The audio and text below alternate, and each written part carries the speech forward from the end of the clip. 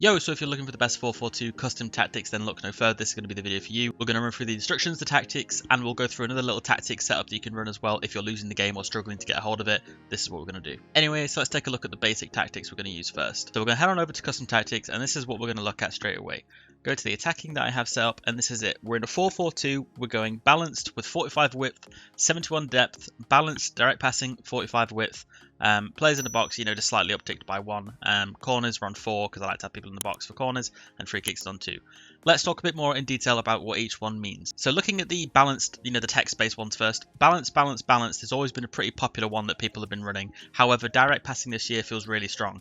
Everything else we're keeping on balance, just because you don't need to mess with it just yet. We don't care too much about that. You want to stay balanced in the game, so play the balanced tactic. Same with the defensive in the build-up, and then chance creation we have on direct passing. What direct passing will do is it'll influence people to make more runs, which is what you need in a game like this. We do a lot of triangle passing, and we make a lot of L1A passes or LBA passes, or whatever console you play on. And we're basically looking to just have those runners going and taking diversion runs. Pretty simple, balanced, direct passing. Now I typically like to play a little bit narrower, even whatever formation I decide to use, so I run 45 width on both the defense and the attack side of things. Basically, I'm looking to create the width myself and not have my team build it out themselves. I like to just be in a bit more control when I play, so 45 width keeps us a little bit more compact, and if we want to push it out wider, I can do that in game. It's really quite important for defensively as well, just because people are abusing the wings so much, you want to stay inside. It's fine letting them cross. Crosses, if you've got big defenders, aren't too much of a threat to deal with. I know there's new playstyles, whipped cross might be a bit dangerous, or, aerial in the box or something like that.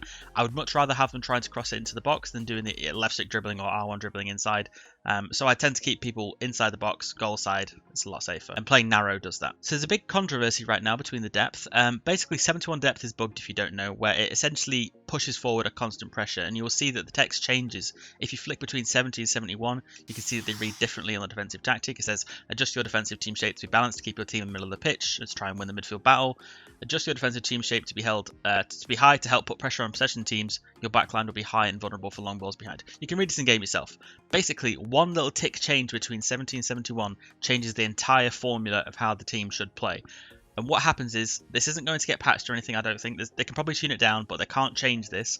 Your team will just press so much harder and will be so much higher up the pitch. It's ridiculous how broken it is. You have to try it. Now you can push this further, and you'll see later on in the next tactic that we run through, we do push it a little bit further. All it means is that they're just going to go really higher up the pitch and press even harder. So with that all explained, I've already said I like a little bit more players in the box. I like players in the box for corners. I don't like them for free kicks. Let's go take a look at the instructions and how we set up the team tactics wise. So let's talk about the type of players that you want for each position, and then we'll talk about the instructions that we run for them. So in a 4-4-2, the reason we play 4-4-2 is it seems like a really strong formation this year, especially with this pressing 71 depth tactic.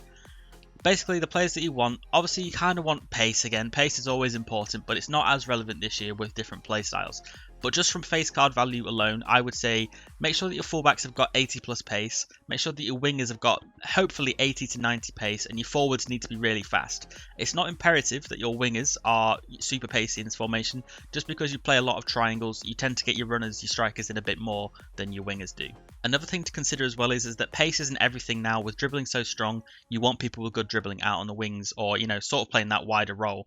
So for me, I use Dybala and Kunku, both ridiculous dribbling. They both got 4-star, 5-star skills, and they've got good dribbling playstyles, and just everything is perfect for them to be the wide players that I need in this formation. It's a lost concept that you need super fast pacey wingers right now, and like I've said a few times already, just you want really pacey strikers. Finishing isn't as important this year, I don't think, just because the chances that you find yourself in, a lot of the time you just need someone that's going to be able to dribble and can just finish off a shot quickly. In your centre mids, you typically want one that's a little bit more defensive than the other one, but at the same time, if they're both a little bit box to box, it doesn't matter too much. This is how I prefer to play it, so I have Guendouzi and Pellegrini, both super well rounded. I've got Guendouzi doing the evolution, looks like a nuts card, both really strong defensively and can get forward if they need to. But let's talk about the instructions now. So instructions then, so on my left striker I just have get in behind, on my right striker I have stay central and get in behind, just to be a bit more of an option that's always going towards the goal and isn't always drifting out wide. Next up on the wide players I have get in behind. I sometimes like to flick this up, but both of them are on get in behind right now. I do like using get in the box for the cross, just when you're playing the sweaters across the goal. I don't have them on come back on defense, I don't have them stay forward, I don't have them cutting inside or staying wide. I let them do what they need to do, but just be able to make those runs to get in behind. Next up, my two centre mids or my CDMs. It depends how you feel like playing them. I have them both on stay back while attacking and cover centre. If you play 4-4-2 with the CDMs like actual CDMs, You probably want them on all the typical ones that you'd have back for that. So what would it be? Stay back, cover centre, and cut passing lanes. But we're in the flat 4-4-2 right now, so it's just stay back, cover centre on both of them, keep them both coming back. And of course on my fullbacks I have the typical setup of stay back while attacking and overlap on both of them. Centre backs I keep on default, and my keeper I have on comes for crosses and sweeper keeper. I am still testing this though, so it's up to you if you want to try it. You could just run them unbalanced. Now real quick, there's another little tactic I want to show you just in case you're struggling in the game. You can ignore the defensive and ultra defensive one. This is the ultra attacking that I want to show you real quick, and you might think, what the fuck are you doing?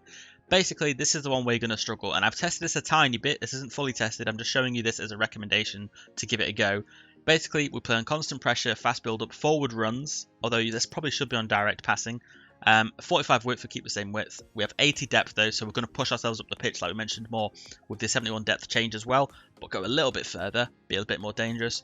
Obviously chuck a bunch more players in the box. We have all the players in the box for the corner, and free kicks we keep on 2 because we don't really like free kicks. I like to just shoot them anyway pretty much. So yeah, this tactic is all about being able to just get back into the game if you're struggling really badly. Just fucking send everything you have.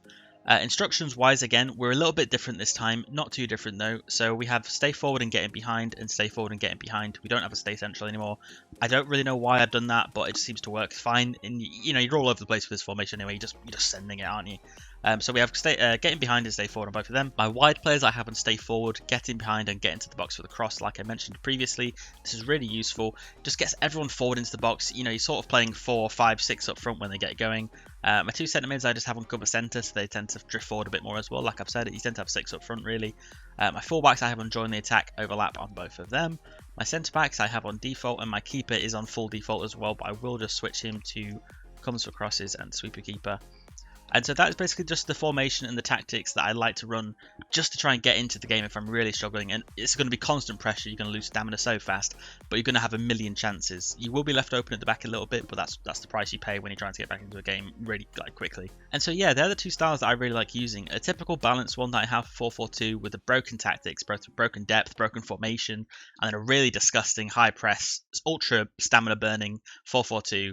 Everyone up the pitch, just send it. So I'd recommend trying that as well if you want to, but definitely try out this attacking 4-4-2 that I have here. Super standard, 45-71, 45, balanced direct passing. I've gone through all of it already. Really good. Need to try it out. Let me know what you think about it in the comments down below, and I'll catch you guys in the next video. Make sure you leave a like, everything, blah, blah, blah, and I'll see you.